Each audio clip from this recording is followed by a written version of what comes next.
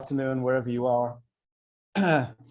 Wherever you are, thank you for joining, and I hope we'll have a really good conversation here. Not an audit. So a friend of mine once told me an anecdote. I was working in a training company, and he picked up this anecdote from an auditor general's office, so a government auditor general's office, and their job is to go into ministries and departments and audit them in operational audits. And the auditor general was discussing training with him and talking about some of the challenges of being an auditor. And he said, you know, this is the typical scenario. The first day of an audit, we turn up at the ministry, permanent secretary greets us, and I say, you know, good morning, we're here to help. And the permanent secretary looks at me and says, good morning, you're very welcome. And we both know that neither of us means what we say. We're not welcome, and they don't think that we're there to help. So there is this, and we can see this in the keywords that you've thrown into the chat. There is this very strict compliance, governance, checking, uncovering, scrutiny, investigation, sort of slightly threatening, or more threatening if you're up to no good. Slightly threatening if you are not convinced that you're bulletproof in terms of the procedure. You might be doing things in good faith, but you may not be bulletproof in terms of procedures, and somebody's going to find fault. That's a very common perception around audits. Now, when we started doing knowledge audits, we were very heavily influenced. My background is in library information science. So of course I was influenced by the records and information management tradition and then the information audit. And I felt that there was, you know, it's not as formal as those kinds of audit, and we are generally there to help.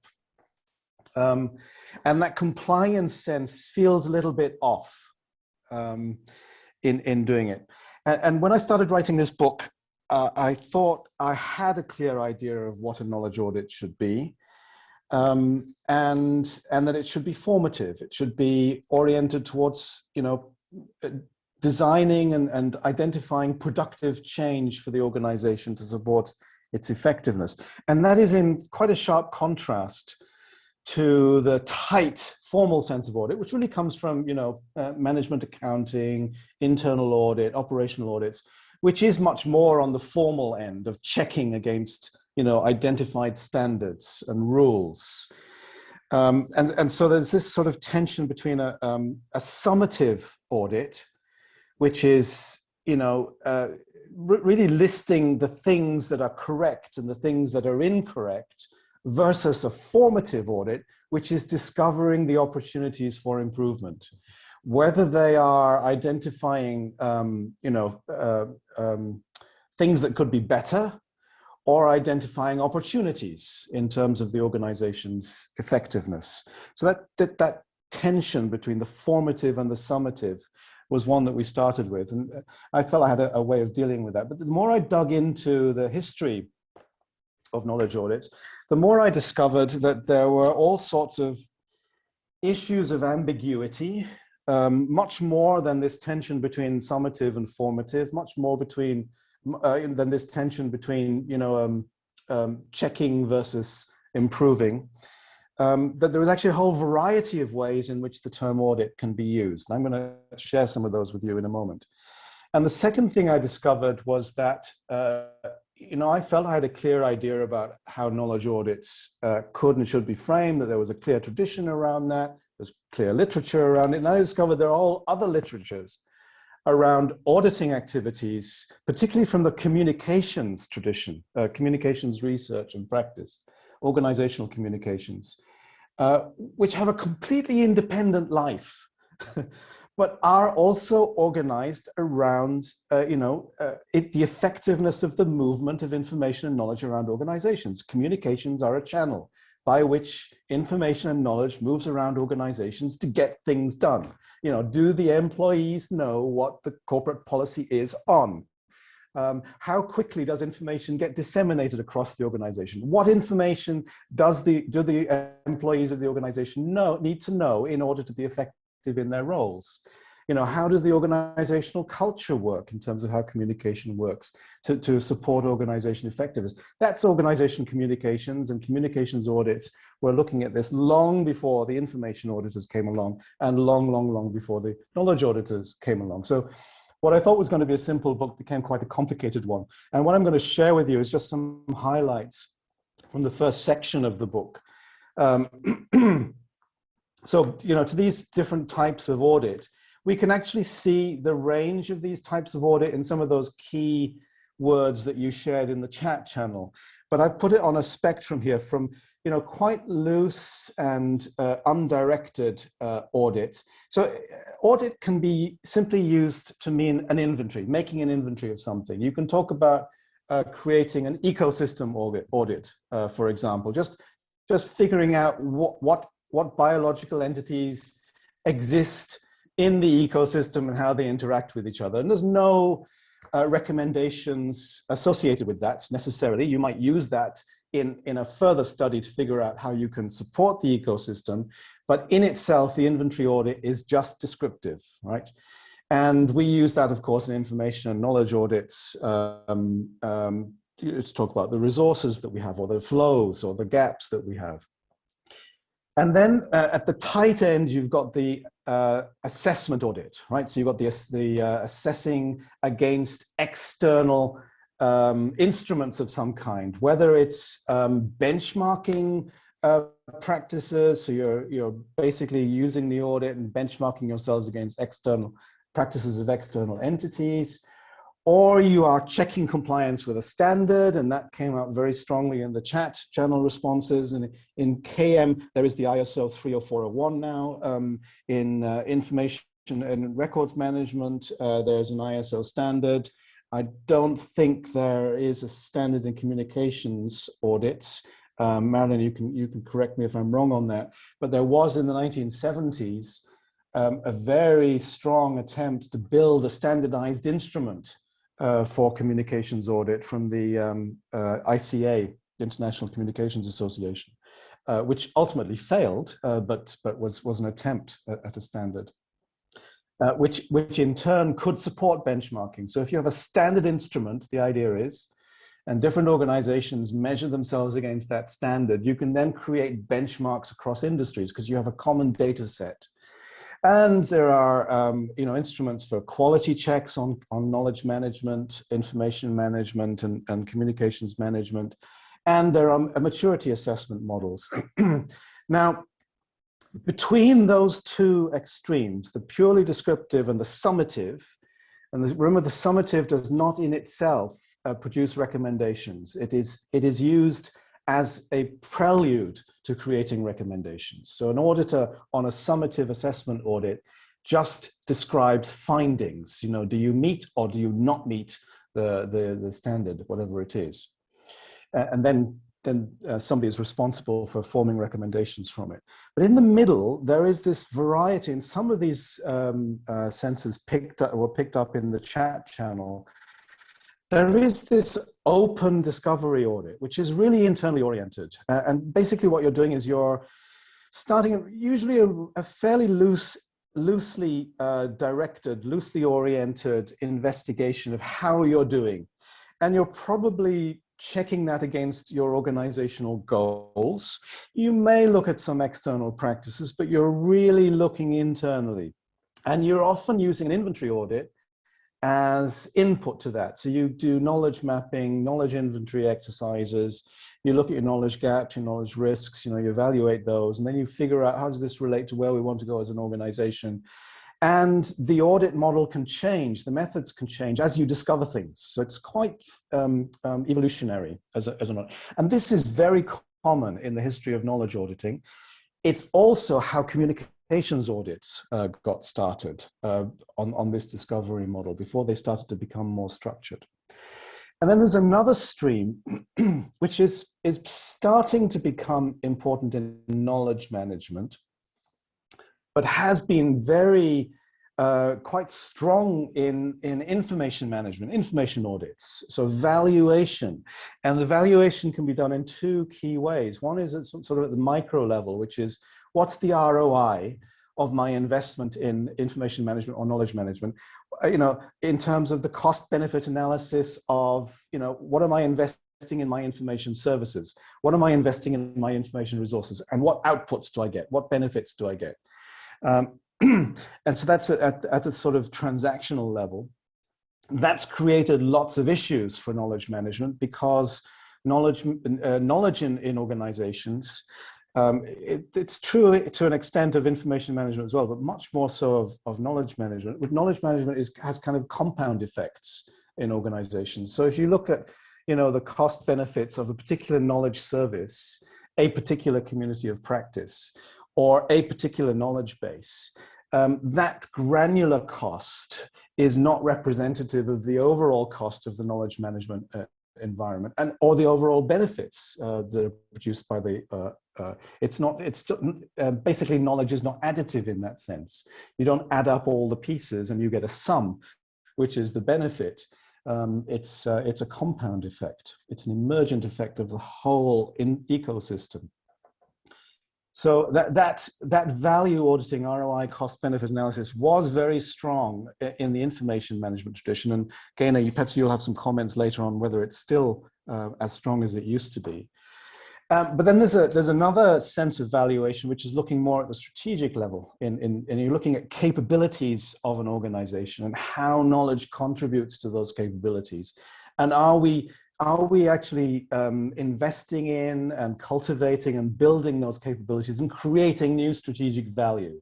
And there's a term for that, which is called asset capitalization. Are we capitalizing on our knowledge assets and our capabilities? That's quite a complex endeavor. There have been lots of attempts to do it. The intellectual capital tradition has made lots of attempts to measure and value this. Still not very mature, but it's a fairly strong theme in terms of desirability of what an audit should be able to achieve in knowledge management. And then there are learning audits, which really come from the medical records tradition. And in the medical records tradition, a learning audit is where you check your data sets around records of interventions and outcomes. So you look at mass data around, how treatments for COVID, for example, different treatments are working out. And so you're looking at statistical outcomes over large data sets in order to figure out which treatments and regimes are more effective than others. And then you can feed that back into your standard. You create new standard protocols for those conditions or diseases.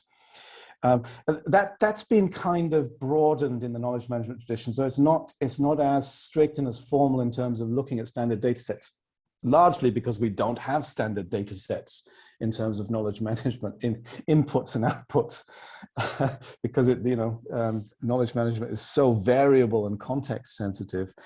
And so when people talk about learning audits in knowledge audits, they're usually thinking about learning cycles and organizational learning. But that's where the idea came from.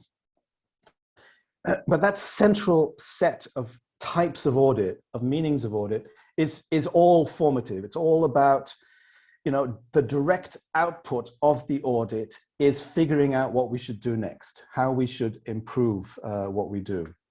So there are these senses, and the problem with us in knowledge management is that we are often not very clear when we're talking about knowledge audits, which of these we mean, or which combinations of these we mean. And because we're not very clear, when we talk to each other about knowledge audits, we're often talking about cross purposes. I might be talking about an inventory audit, and you might be talking about an assessment audit, and we can't figure out why we're not doing some things the same way.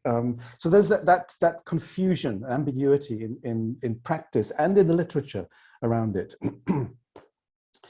So then the other thing that we're not very clear about is what phenomena we are examining. So a few of you said mapping, for example. And if you're mapping, you're often either looking at knowledge stocks or knowledge flows, and it's usually associated with an inventory audit.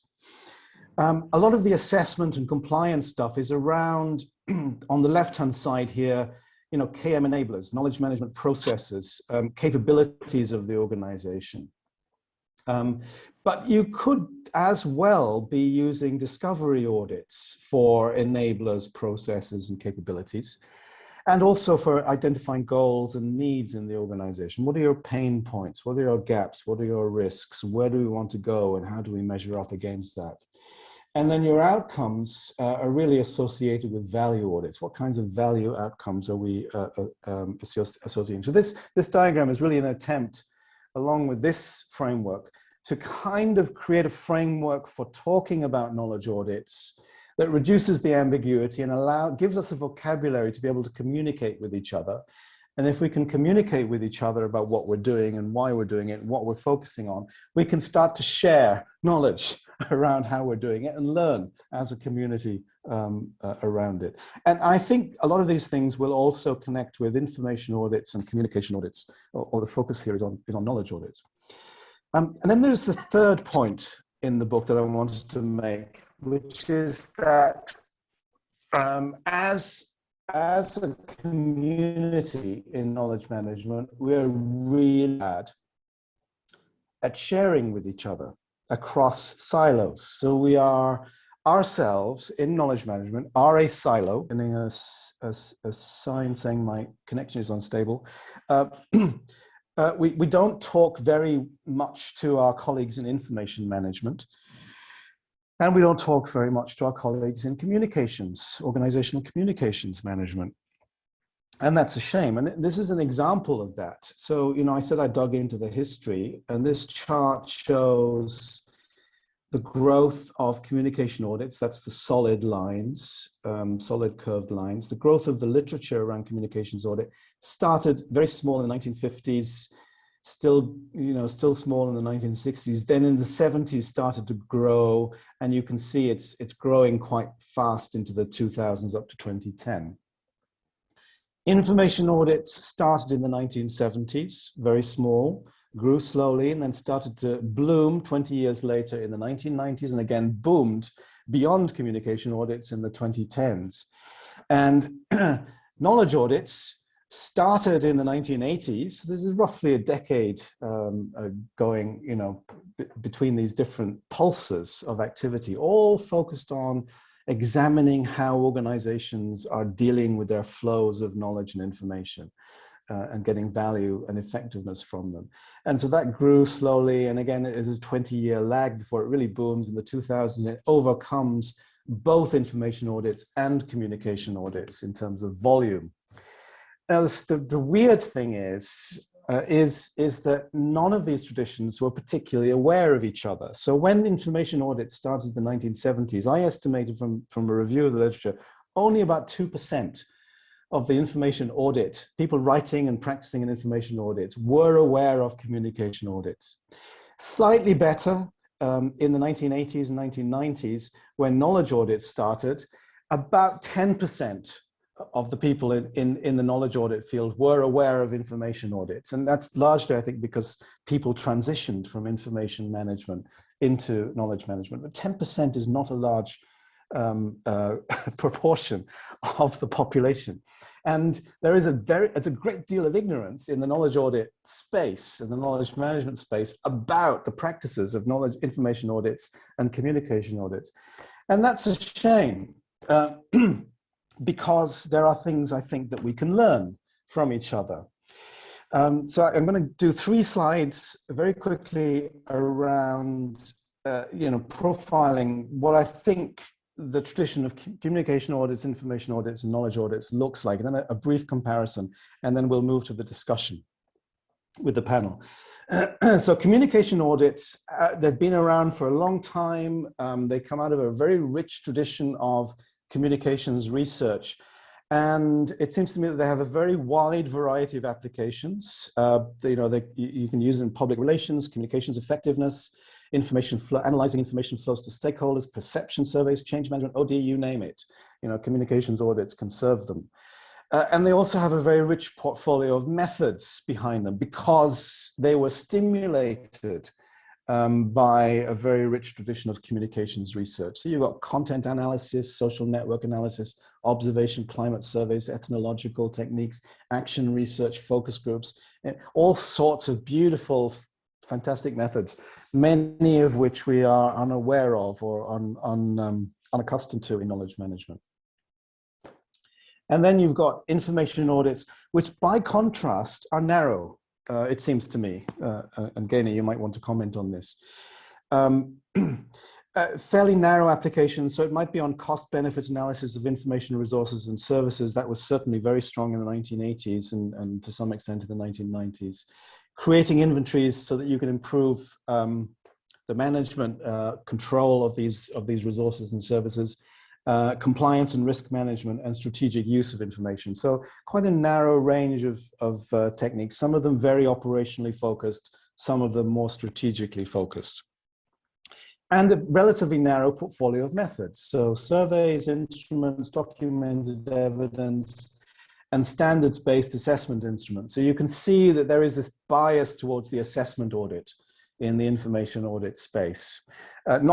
Not to say that they cannot be formative, but there is this bias towards measuring against standards and against expectations. And then knowledge audits, which kind of have the best and the worst of each. So there is a very wide variety of applications like communication audits, but a very narrow portfolio of methods in general use. And this is based on a survey that we did in 2017 around what methods people were using for knowledge audits.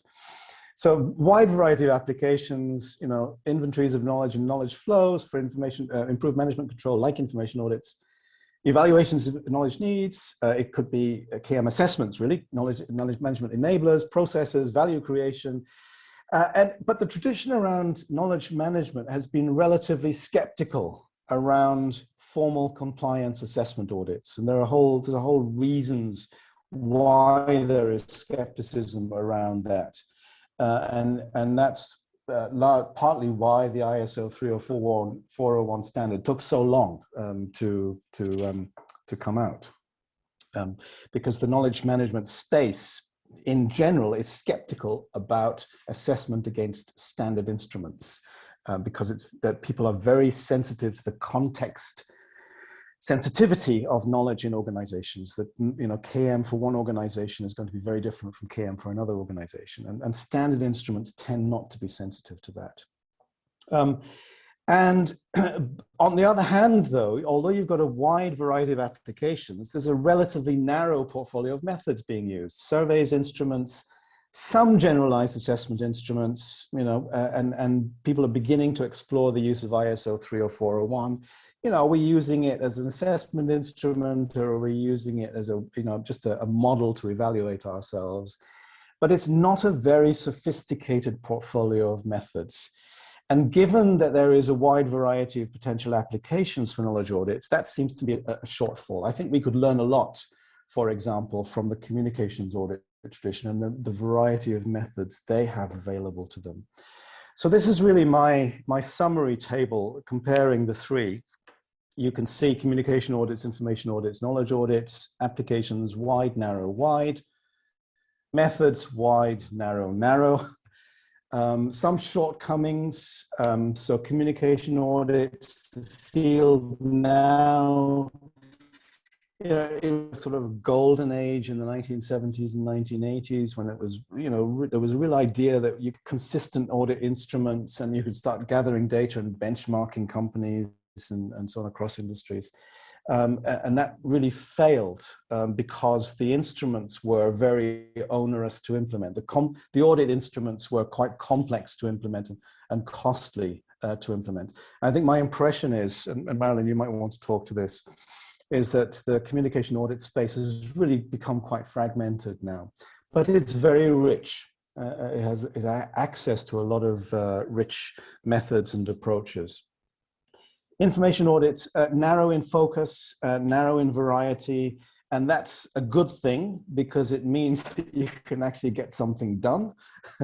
But the shortcoming is that it can lose a sense of the human context of information use, which is not captured in those sort of standard instruments. So you know, the key word I would associate with information audits is rigor. And knowledge audits, which have the wide range of applications and narrow variety of methods, still very unfocused. Lots of ambiguity in the literature and in practice. And I think the range of methods that we use usually are insufficiently diverse for the range of applications. So, but the key word I think for knowledge audits is we are clearly organized around change and supporting change. We are very formative in the way that we approach the purpose of a knowledge audit. So that's basically my spiel, and I hand it back to Matt. Thank you very much, Patrick. Okay. Before I introduce our panelists, I'm just going to pose a couple of polls for people. So I built these last night, so hopefully they will work. So we've got 2 questions for you, right? And we want to know what you think. Question number 1, standards can constrain good practice. Agree or disagree? And then question 2, good audits depend on being able to identify tangible, observable phenomena. Agree or disagree? Please vote. Please vote now.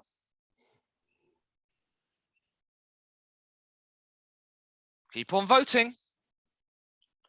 Yeah, yes. A lot of very trigger happy people. That's good. Those bars are moving fast. That's what we want, Patrick. All right, come on, come on. There's at least 25 people who haven't voted yet. And I appreciate that might be difficult if you're on the phone. So come on. We're going to get this up to about 60, I think. Last goes. 10, 9, 8, 7, 6, 5, 4, 3, 2, 1. There we go, 59. Let's end the polls and let's share the results. Can people see those? Okay, yes. So standards constrain good practice. We have 57% agreeing and 43% disagreeing. And then good audits depend on being able to identify tangible, observable phenomena. 70% agreeing, 30% disagreeing. So a bit more finely balanced than the first, but a clear answer for the second. Any immediate responses to that, Patrick? I don't want to preempt my fellow panelists on this, but I will, because because you made us co-host, we couldn't vote. So let me say what my vote would have been if I had to choose between, and it's they're both horrible questions because we formulated them. I would do 50-50 on standards constraining good practice. I think it could go either way, and I'm not going to say why yet. And the second one, I actually disagree with that statement. Okay, a good audit does not depend on being able to identify tangible, observable phenomena alone. Okay, interesting. All right, let's bring in the rest of the panelists. It is my great pleasure to welcome Dana Deal, who has over 40 years of experience in business administration in the private and public sectors. She's a founding partner of IRIS Consulting Group, and she has been conducting audits and reviews of information and records management for a significant period of time. She's developed strategic and operational plans and developed and implemented activity-based classification schemes and retention and disposal schedules. Our next panelist is Dr. Marilyn Mitchell. She is discipline leader for communication at Bond University, where she lectures in organizational community and mass media. Prior to entering academia, she worked for IBM USA as an information developer, systems engineer in marketing, and a headquarters staff member. She has studied communications auditing in the US and now teaches it to postgraduate students. And last but not least, we have Stephen Bounds. He is an information and knowledge management specialist. He has a wide range of experience in government and the private sector. He is executive information management at Core Delta, which is based in Canberra, and he has over 20 years of experience in IM, KM, and IT. And anybody who frequents any global knowledge management community, this will have encountered Stephen. Fantastic. So welcome, panelists.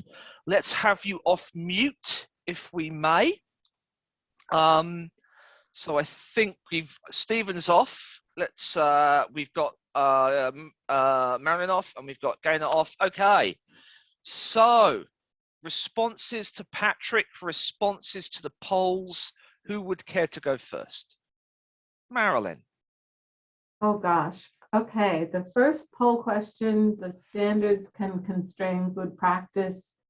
Well, look, I think I agree with Patrick there. It's 50-50 because anytime you set up any structure, it enables and it constrains. And so from a theoretical point of view, that's what I would say there. It could go either way. Yeah, because we do need flexibility in these things, but once something gets set up, if it's not set up well, you're stuck with it. It's hard to break it. And on the second one, good audits depend on being able to identify tangible, observable phenomena.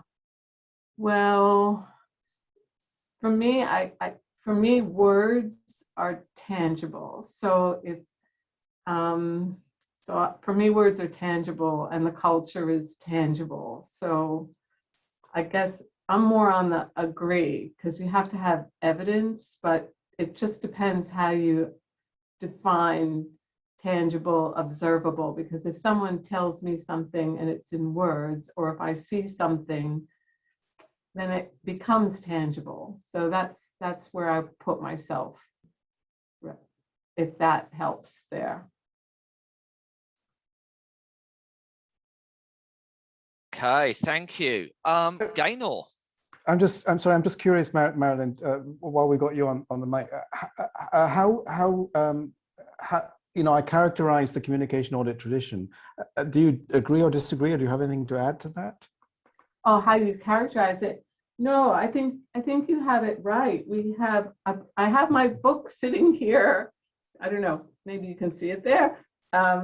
Assessing Organizational Communication, Strategic Communication Audits by Downs and Adrian. And that book, this edition was 2004. And there's many, many ways to audit an organization.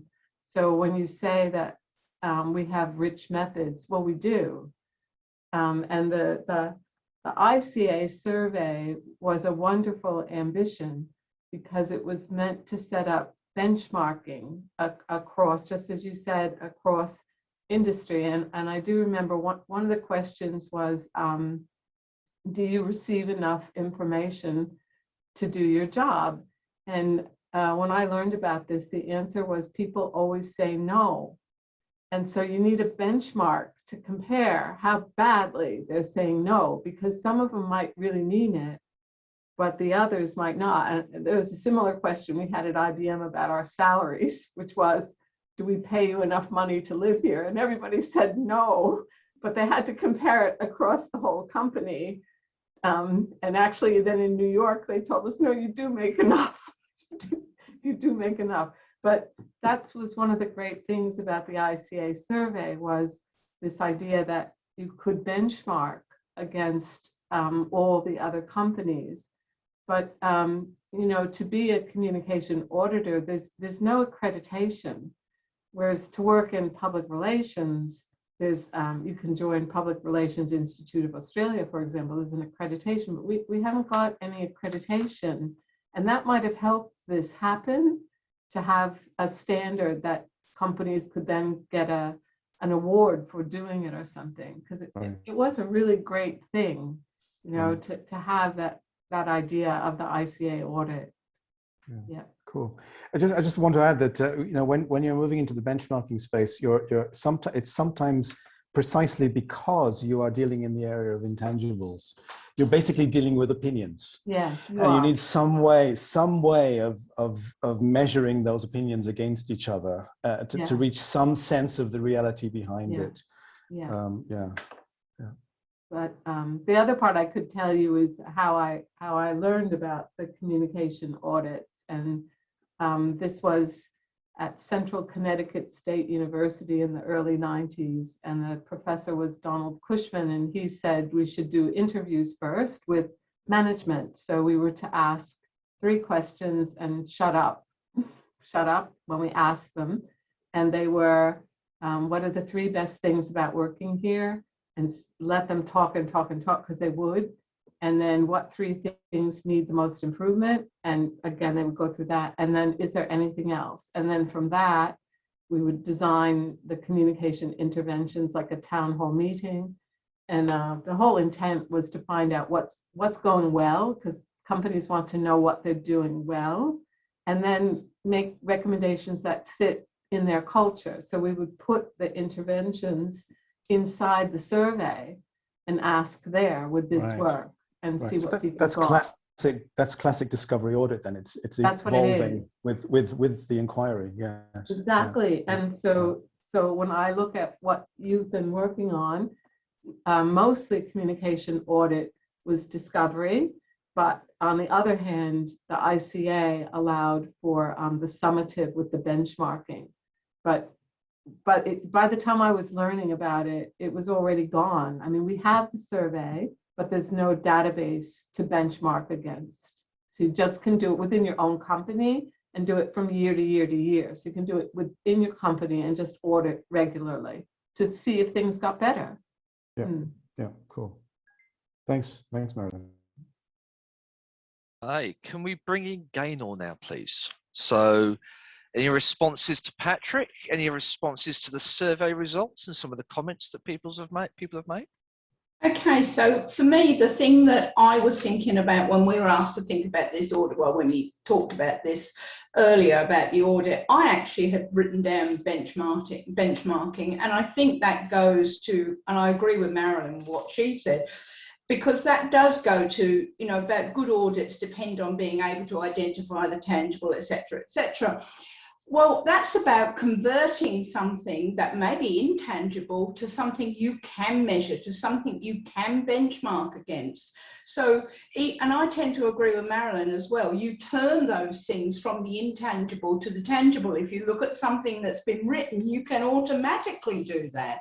And so I tend to agree, I tend to think that that's the way the way it should be done, and benchmarking is a big thing because it allows us to compare. Now, looking at the first point of that question, which was can standards constrain good practice?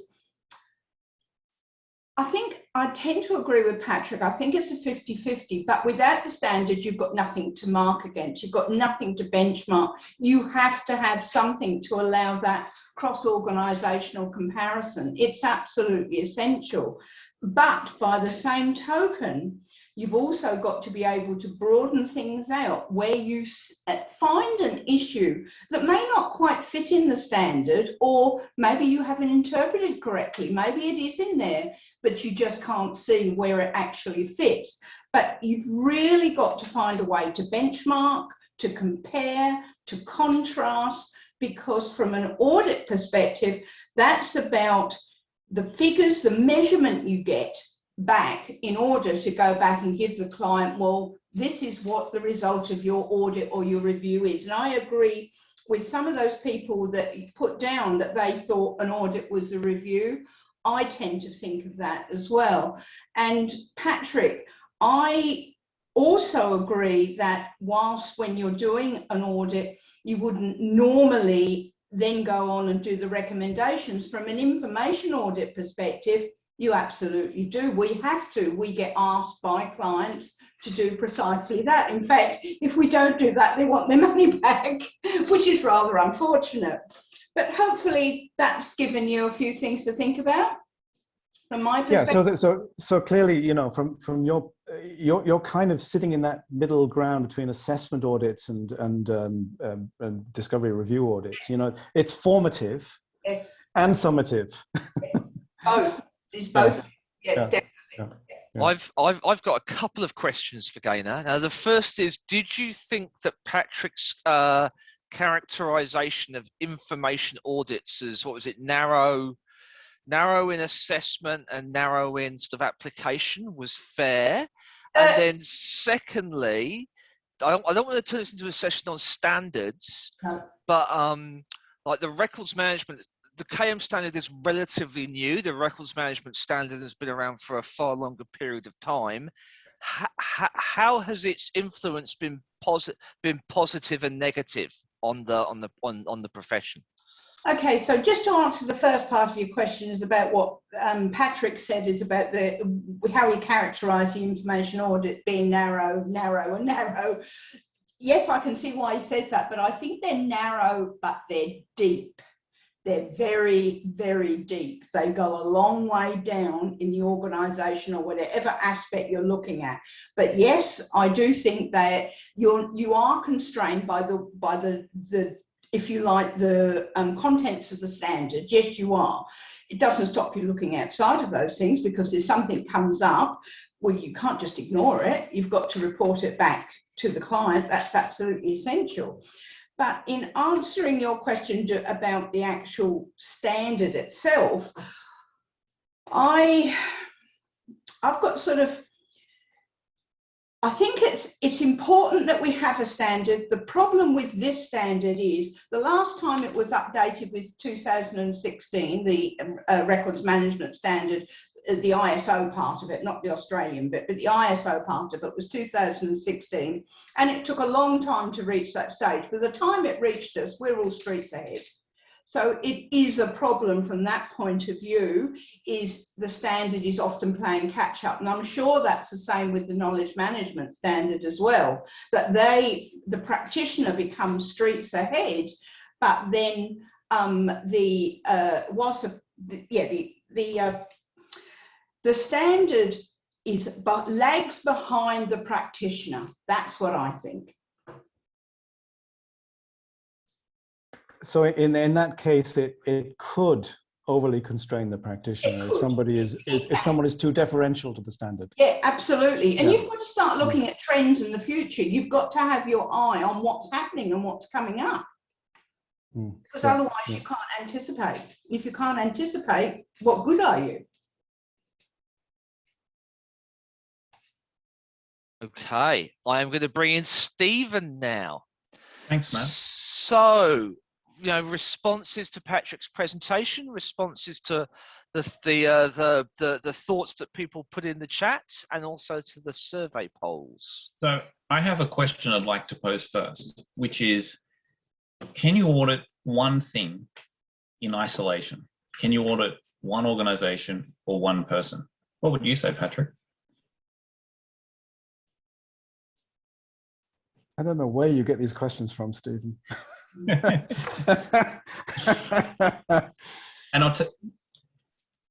yeah, so actually the origin of the word audit, you know, comes from the medieval practice of examining students by oral examination. So they will do an oral examination, you know, they interview you and test your knowledge.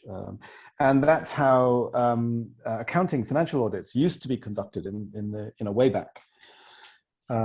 It's basically it's a giving an account to some sort of review body or governing body. You know, in that sense, yes, your scope can be narrow or broad. It can be a person, it can be an organization, it can be a department within an organization, it can be a process across an organization. Does that answer your question? kind of, because I think what I was reflecting on while you were talking is this idea that an audit by necessity has to do one of two things. It either has to refer to an external benchmark. So if I say I am a person or organization, I want to check if I'm aligned to a standard, I can use an external reference point. Or I can look at a cohort of people or teams or organizations and I can compare those groups. So I feel like it is very difficult to do a summative assessment, a summative audit, unless you actually have a reference point. But if you're looking to do a discovery audit, you are normally going to be looking at multiple individual entities, teams, individuals, organizations, to discover things that are relevant, right? So I suppose my reflection is that an audit, by definition, has to be looking at parts of the whole or referring the whole against a objective standard outside of So the whole. what I'm hearing there, like... Stephen, is that you view audits as always comparative. Is that a fair summary? I suppose that's my question, right? Because I feel like it has to be comparative, because to put another question out there, if I'm doing a diagnostic, to me, a diagnostic always involves an individual, whereas an audit involves comparison. To me, there's a clear distinction between the two purposes of the thing. And I suppose that's what I was wondering, is there a useful way to frame audits to think about the purpose of it? Why are we looking? Are we looking against something else, or are we seeking to discover knowledge about the thing from first principles or first practices or from past learnings? And I feel like the audit has to have that reference point. Otherwise, I feel like that's a fundamental nature of the audit. Right. So I don't think all audits are necessarily comparative. So an inventory audit is not in itself comparative. It's basically counting stuff, figuring out what stuff exists and where it exists. Now that is used as a baseline, but there is no inference around what should be based on that. So it's in that sense that is a form of audit which is not in itself comparative. If you think about the discovery audit, there is a sense in which, you come to a sense of goal or vision or where you want to get to, and then you might compare yourself against that and do a gap analysis. So I can see that there is some comparative element picking in there, but I don't think it's necessarily restricted to individuals or teams. It can be looking at the whole, as long as you have a sufficiently representative population examining the whole. Examining themselves. And that's not, by that I don't mean, a series of individual interviews. It can mean participatory workshops where people are conducting sense-making exercises and making sense of themselves together, right? Creating a representation of where they are and where they want to get to. And I think that's perfectly legitimate as a discovery audit. But is that coherent discovery process a sense-making exercise, or is it an auditing exercise? Both, because the audit language is used, has been used for 40, 50 years around precisely that kind of exercise. So, and that's there are books. This is a really good new book. I'll put the reference in the chat channel. I disagree with a lot of it, but it's a very good work. Around knowledge assets and knowledge audits, and they're taking management accounting audits and intellectual capital audits as a model. So they're talking about rigorous formal assessment audits, creating value and so on. And the reason why I disagree with it is that they claim that an audit can only be an audit if it is a formal, rigorous assessment audit on the management accounting model, and anything else is just an assessment. And many organizations are not ready to do real knowledge audits because they're not sufficiently aware of their intellectual capital and don't have measurement instruments and so on and so forth. I think that's idealistic, because in practice, the language already covers that range of meanings. So you're not going to change the use of language. Let's just figure out what the different senses of the word audit are and be clear when we're talking about knowledge audits, which sense are we using? What are we are we talking about a discovery type audit? Are we talking about an assessment audit? And does our practice follow that model? Are we comparing against an external standard? Have we actually got a good basis for comparing with an external standard? Do you think there's also sometimes confusion about what's actually being audited? Like, do you Yes. think that there's a meaningful difference between auditing the organization or the team or the individual and the practices you're seeking to adjust? Like, I feel like sometimes an audit knowledge management tends to be holistic, right? It tends to look at the whole. but they tend to ask questions around the parts. And we know that that may be an insufficient answer in some circumstances if you're only focusing on individual behaviors and individual practices, when the answer, the audit needs to be targeted at that higher level. I think there would be... Yeah, I mean, I think audits can move in terms of the levels at which they're directed. They very often begin at the level of the whole, not always, but they often begin at the organization level, at least in the knowledge management space. But you may discover things in a knowledge audit that starts at the organization level that brings you down to for example, if you discover that you have risks around tacit knowledge loss in certain areas of expertise, then that will bring you down quite often to, auditing the knowledge of experts and figuring out what they know, how they know it, and how that can be transferred or succession plans can be built and so on. Or it may be that you start at a high level and you're looking at strategic capabilities of the organization and you figure out this strategic capability is something we need to work on. But in order to work on it, we have to figure out what are the operational knowledge resources sitting underneath that. We have to decompose. Where do they sit? That's that's more at the team and department work group level. So I think the scope can shift from large to narrow.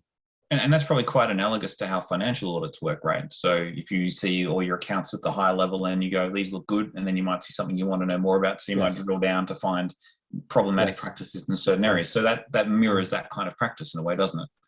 Yeah. Now, I do want to throw in one more word, just to get to, I mean, I agree comparative is an interesting and common concept in knowledge auditing and auditing in general. But I think also a key word is satisfy. So in this examination, the examiners should be satisfied as to the veracity of the responses or the findings that they're reaching.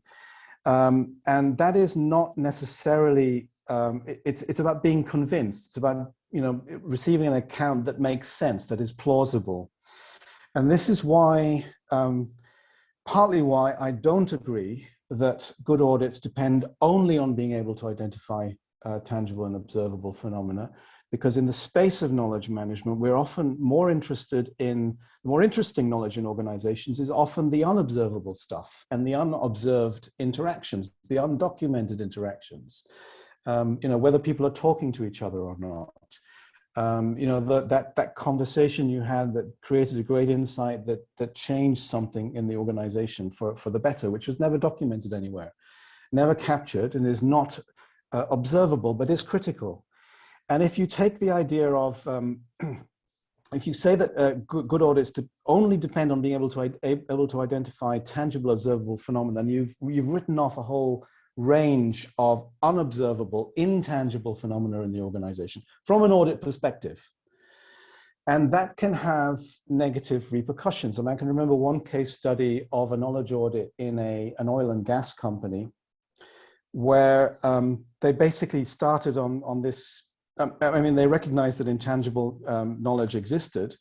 So they did knowledge maps around tangible knowledge resources and tacit knowledge resources and explicit knowledge resources. And of course, the maps were much more granular on the explicit because they're easier to observe. So you've got these huge maps around explicit knowledge resources, and then you get these vague statements about tacit knowledge, procurement expertise or there's very broad statements around tacit knowledge and not granular at all because the typology is not sufficiently sophisticated to describe these phenomena. So if your bias is towards the observable and the tangible, it means you can exclude a lot of stuff, and your knowledge management initiatives tend to be biased towards the explicit and not the tacit because you haven't described them. And you can't verify them using a narrow range of methods, which is partly why I think we need to look to the communications auditing tradition for that rich array of methods. Because if you have a rich array of methods, you've got means of triangulating different perspectives on the landscape that give you insight into the tangible, the intangible that's happening, the tacit knowledge stuff that's happening in the organization.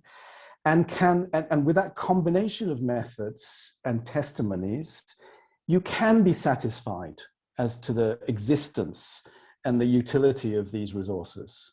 And then you can give a plausible account of them, but only if you have a rich and sophisticated array of methods to investigate them. And Patrick, just to close that thought, wouldn't you agree that that is in fact a key finalization of the satisfying aspect? To satisfy in an audit, you are in fact in part going to be documenting those intangible phenomena. What you're actually doing is putting a framework for understanding that may have previously not been explained. Otherwise, you would just tell people what they already know, right? Yes, but the tangible account of those resources correct. Is not you're making it tangible. Is not the phenomenon that you are trying to manage. Correct. Yeah, it that's is simply the testimony about it. Precisely. Yeah. So I'm just going to insert myself here. So, all the participants, if you have questions or observations or comments, please drop them into the chat. I want to pull some questions out of the chat and put them to the panel. So I'm going to kind of take John Naduri's question here about the term audit has the potential to sound patronizing and threatening, looking for fault in others. So I think there's a specific question around, are audits seen as threatening and what do you do about that? Then a broader question around how these activities are perceived, because we're having all these discussions about language and what we call it and what it means, but then how are these activities actually perceived by the people who are not doing them, potentially the audiences for them, potentially the stakeholders, the buyers for them. Any thoughts? So I'm going to hit Patrick first, but I will quickly move across the rest of the panel with that one. Patrick. Yeah, so should we use the word audit? We have to, I think there are two different landscapes in which we have conversations, right? So there's the professional landscape, which is, and I'm assuming that we're in that now. We're talking to fellow practitioners. And audit is, it's just there in the landscape. It has different meanings. It has ambiguities. We should clarify those. Then there is the target landscape in which we're applying these methodologies. And we have to be sensitive to the culture and the perceptions and use appropriate language to those organizations. We were working with a regulatory agency in which audit has a very tight sense. And if you use the word knowledge audit, it really means a summative audit against an external standard. And that's not what was intended there. So in that case, we used the term, we looked at using the word evaluation, and we looked at the word assessment. And we felt that in the case of this organization, evaluation would be a bit too soft for them. So we fell down on the term, the use of the word, we ended up on the use of the word assessment. Sufficiently tight, but not sufficiently threatening or misleading, because they would associate audit with that very tight sense. So I think, with our target audience populations, we have to use language that is appropriate to how they're going to respond and participate in the audit. Thank you, Patrick. Gaynor or Marilyn, any sort of comments or thoughts on that in terms of language, presentation, what resonates with people, what doesn't? I think, it's Gaynor here, I think with regards to the language, I think what actually happens, or what happens to us, and I think to other people, is a client will come to you and say they want you to conduct an audit. And there's two parts to that. One part is they know there's something wrong and they want you to tell them what it is and benchmark it and give them some quantitative analysis and give them some recommendations. Others come not thinking there's anything wrong, and then you may find there is something that they haven't realized. So the language you use in both cases, you have to be pretty cognizant of how well the organization will receive what you're saying, and you have to couch it in language that is less confrontational to them. I think that's really important. Thank you, Gaynor. Marilyn? I agree with what Gaynor just said. So when we use the word survey for communication, because audit can be scary. And that was in an American context, because people think of the tax auditor, which is really frightening. So, and also not just tax auditor, but any financial audit is scary. So survey is not, maybe it's scary to upper management, but so Gaynor said a company will call her in when they know they have a problem. Well, communication surveys, they won't call you in when they have a problem. They call you in when things are going well, because that's more like that. And I agree with, when you write up your findings, whatever you say has to fit in with the culture, or they will reject it. So I will give an example. As I was in a customer satisfaction management group once upon a time, not here, and we had she was an auditor, but just someone to come in and listen to the group, to provide feedback on how it was going, and she gave all sorts of recommendations, and the manager didn't like it, just put it straight in the bin, just straight there. So none of it got used because it didn't fit in. She didn't tell us anything that we were doing well, and you have to give that first. They want to know that. So from a political standpoint, you give that first, I think. So anyway, the term was survey, and that was okay. Yeah. Thanks, Marilyn. Okay, I'm going to move on to another question. So again, he's got a very specific question. Do you connect knowledge audit and ontology building in any way? And I'm going to tip that towards Patrick in this case. I was looking forward to hearing from Stephen on that. My answer to that question is yes. If you're doing the inventory audit and you're building knowledge maps, which are descriptions, they're contemporaneous, comprehensive descriptions by the participants in the organization, the people participating in the workshop, describing their own work, describing their own knowledge resources that they use to perform that work. That is a vocabulary of concepts that are connected to each other. So, you know, knowledge resources, concepts around knowledge resources are attached to concepts around key activities, which attach to key processes and business functions. So that is really good evidence for ontology or taxonomy building. Thanks, Patrick. Stephen, do you have any thoughts on ontology here? I think I echo what Patrick said. I'd probably also say that the function of putting definitions around concepts is primarily to smooth communication. Now, whether that's human to human communication or human to machine communication, the definition is part of establishing the ability to communicate. So I think you need to be careful, because if you are communicating concepts at a very abstracted and highly academic level, it ceases to have relevance to the organization, although you may be able to generate a lot of insights from it.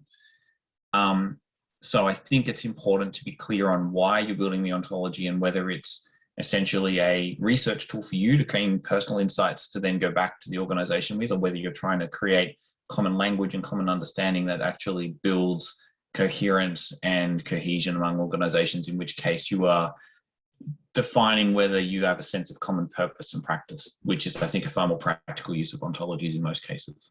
Yeah, I think that's absolutely right. And actually, I would connect that to a question that Paul asked a little bit earlier on about how do you uncover, I think relating to this thing about how do you uncover the intangibles in the organization.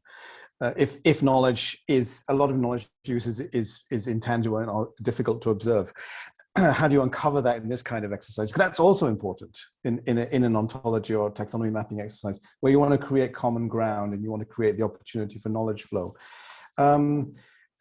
We use, Edgar talked about using anecdotes, and we do that, but we use an adaptation of Dave Snowden's Ashen framework, which describes a range of forms in which knowledge can appear, whether it's explicit artifacts, documents and data, skills and competencies, heuristics and working methods that are implicit but not documented, experience-based knowledge and natural talent. And we add networking and relationships. And if you have a fairly pragmatic, naturalistic way of describing those things to people, they are then able to describe both the tangible and intangible forms of knowledge in their working contexts. So it is possible to create knowledge maps that describe intangible assets. But you need, first of all, you need to be sure that the people describing those assets are representative of the population. It is not representative of individually biased views. And you need controls. You need other ways of describing and examining the knowledge landscape apart from the knowledge maps, so that you can see where you've got, you know, concurrences and differences between insights from knowledge maps and from the other instruments. Basically, if you are looking at a landscape that is partly intangible and partly difficult to observe, you need different ways of describing it so that you can triangulate on the stuff that makes sense. Thank you. Now, question for Gaynor and Marilyn. So what are audits against the stated purpose of the workgroup department? Is the purpose a standard? Question from iPhone there. I think I would always prefer to use a standard against which we're going even in the work group, because then you want to compare work group to work group. That's a logical next step. But your first work group, we would still use a standard to compare against, yes. I think so. I think there's an interesting challenge there, which is, so you've got an external standard to an organization, and then you've got its own internal agendas and drives. And as a professional with like some allegiance to an external profession and also an allegiance to the organization you're working in, you have to find a way of balancing those two. Do you think that's fair to say? Yes, I do. I do think that's fair to say. And I said, like Patrick and Stephen have just said, language is one of those things that you would use to help you with that, because you are trying to find ways to compare things. In our case, that's what we're trying to do. Gaynor, do you have other issues where the organization takes the standard so seriously that they actually distort or undermine their business objectives in order to perform to the standard? You know, the standard becomes the be all and end all, and they may actually end up doing stupid stuff that damages them because they're trying to. Yes, absolutely. That does happen. And it really is quite upsetting when you see it, but it does happen quite a lot, and you do have to gently persuade them what the intent behind the standard is. It's not to be so rigid that you can't move anywhere. You've got to be able to, I mean, when you talk about risk, if you're just thinking about risk, well, risk is one of those things where one organisation may say, well, we're not going to agree with this part of the standard because we've got this, this and this, and so therefore we can offset our risk. That's fine. That's perfectly okay, because we're going to be describing that. So that's not, so I don't know if I've answered the question. It's a very good answer to the question. It does place a lot of onus on the auditor to be both experienced and able to communicate at these different levels in the organization, and at quite, serious levels in the organization. You've got to tread very careful lines that respect their context and needs, and the external standards, and judge when they are, being naive. You've got to navigate. You've got to navigate the organisation, the organisational culture, the language that's used. As you said, some people will use knowledge in one way and talk about knowledge management in another, and the others will use it entirely differently. And so we've got to make sure that whatever we do, we explain very carefully, and that we listen to the client to try and work out, what are they really talking about? What do they really mean? And that's quite difficult. You do need a lot of experience, yes. Mm-hmm. By the way, I've just discovered the iPhone is actually Bill from Hong Kong, which is good. Is good to know. Bill's come to several of these sessions, and we love his presence. Okay, I'm going to kind of speed it up a bit, so we're going to have one question, and then people get to maybe like have 2 or 3 sentence answers I'd like to try and make it rapid fire if I can. So first of all, quick one. And I think we've covered a lot of this stuff already, but how do you surface the intangible in a way you can explain to senior management?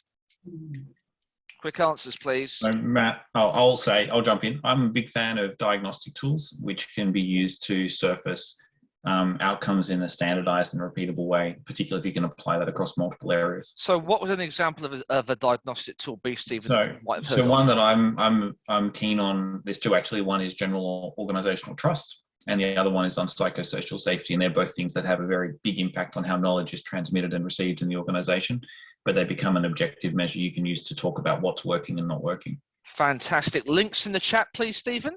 I'll have to look them up, but I'm sure I can find them. Fantastic. Okay. Any other answers for that one? I would go with the survey. So that's the same as the diagnostic tool.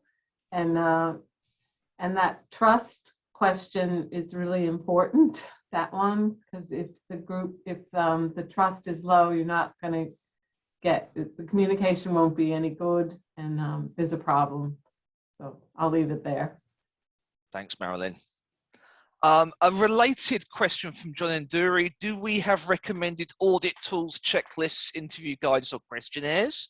I think Stephen's just kind of provided a couple of diagnostics. Any others from anyone else? There are lots. There are lots out there in the literature. There are lots of survey instruments. I think survey instruments are overused.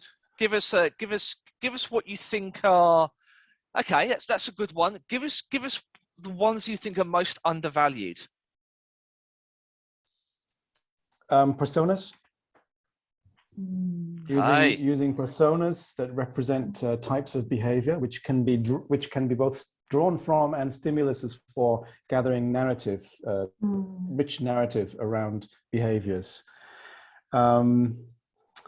Generally speaking, if we use surveys, we do not use surveys for individual responses. We have surveys that are responded to by 2 or 3 people from the same work group representing that work group. So so they have to come to a consensus on what the position is on the survey.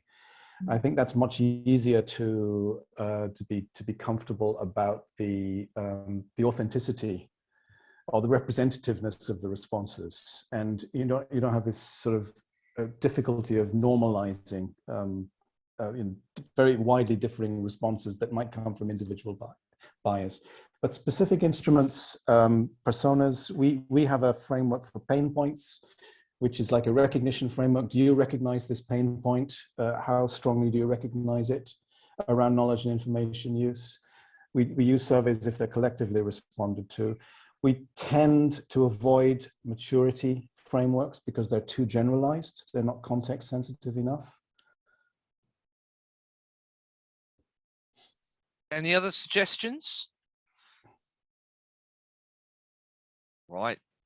Next question. So, this is kind of from Evgeny. So, this is an interesting one. How could one understand the culture of a different department, especially just coming into an organization?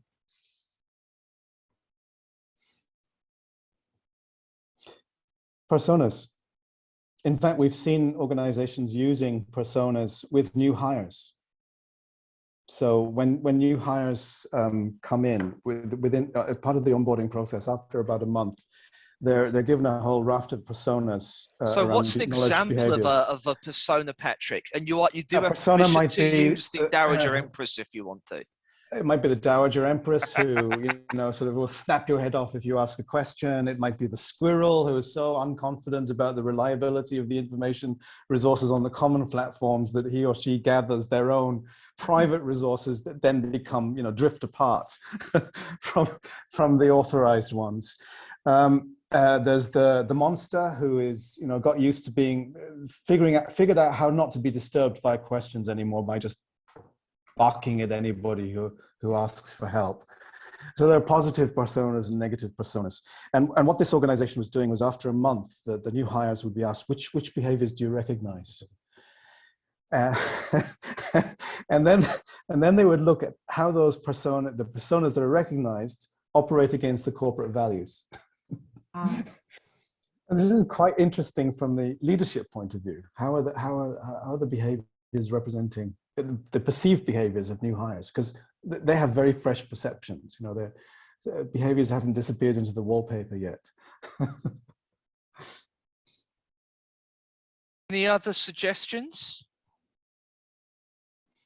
I think I've never used the personas, but that sounds just wonderful. So my approach has always just been to ask questions and observe. And so that would be how to do it, and try to work out the values of the group from the things they talk about, and just ask them those questions again, the best things here, what needs improvement, what else, and look for values. Ask them to tell you a story that is that explains the group. What story is the most revealing about how this group works or gets on together? What stands out? And then look for the values in the story. Right, Yeah. right. So we do something quite similar with the persona. So the persona is the jumping off point. So if a persona is commonly recognized, we'll ask the same question. Tell us a story about how this behavior works in your organization. And that produces a lot of rich detail, which actually is usually a very effective communication instrument to senior management, because it gives examples that the senior management will typically recognize as coming from within that environment, that culture. Wonderful. So I think I'm just going to make a couple of observations, because this is a topic that fascinates me. Like even just walking into an office or a workplace, like you get a sense of what the culture is like by what is the volume in there? How quickly do people move? Do people talk to each other a lot? What is on the walls? What's on people's desks? Right? I remember sort of like having to sell software to call centers. So I became very finely attuned to the different kinds of culture you'd find in a call center. And incidentally, if you go in there, they're very brightly, almost garishly decorated. And it's to stop the employees committing suicide, because the job is often emotionally grueling, right? So you have to make it kind of fun. Right. So, but that's actually got quite difficult recently because we've moved to remote work. So we've lost a lot of those cues. And when you go into an organization, you almost like have to do detective work to fill in the blanks there. So you say, well, okay, if they have things like Slack or Teams or Yammer, what appears on those? What do people talk about? And even more importantly, what do people not talk about? Right. I think finally, like the asking for stories, the personas are all fantastic ways. One cheeky thing I'm going to suggest is, if you want to find out what a culture is like in an organization, find something very small and minor to do wrong, do it and see what happens. Right? I mean, maybe use somebody's cup that's got their name on it or something like that. And I'm not saying like strip naked in the office or anything like that, but that, when you disrupt patterns, then you often see what's going on underneath. So give it a poke. So what you just told me, Matt, is that you like to surface norms by disrupting them. If you say so, Stephen. All right. No, I think I have one more. I have one more. On the toilet doors, what are the signs? You'll love this one. That is a great one, Marilyn. It is, and I got this one from a linguist educator, Gunther Kress, who was at University of London, and he did do studies of what people put on the toilet doors. And so I once went into with a woman from China. She came to us. She wanted to study the culture of customs officers in the airport. And so we went to Gold Coast Airport in the internal part where the customs officers worked, into their toilets. And the signs were so like police, like you had, make sure this is clean when you leave, in the ladies' room of all things, for themselves. So there you go. Toilet doors. Toilet doors. And on that note, I'm actually just going to mention Bill had a great one as well, which is go to the smoking area and chat with the smokers, or outsiders, deviants of any description. I think the other thing is somebody said virtual BA, which I guess is sort of like the Nonaka bar, but I'm also thinking about bars and taking people out and sticking some drinks down their neck and seeing what they say. All right. I have a question around Nikki Hayward made a comment. Nikki Hayward Wright made a comment. Above the line, below the line is a great approach to work with, and I'm curious about what that means. Hi. So it's a method of working with the organisation to determine what the organisation collectively considers good behaviours, or what are the values of the organisation, and then how are those values displayed in behaviours, and what are they and great behaviours. So you could go good to great, but what do they see as unacceptable? And a lot of collective work. And then part of that is being able to set up psychological safety within the organisation for people to start calling out people at all levels when the behaviour slips below the line. Okay, nice. That's very nice. You just reminded me of something a little bit different, but it's got this sort of two-layer idea to it, which comes out of systems thinking, actually, and it comes out of that communications research tradition, which is the right column, left column. Have you come across that? So right column is what is explicitly being said or done, left column, and right column is what people are thinking. It's a great exercise to do in a workshop, because you have a particular scenario that you're examining, and you write down either the things that are being said or the things that are being done on the left-hand side.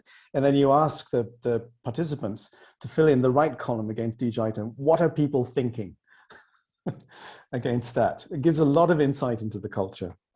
Okay, I'm beautiful. What a great place to end. So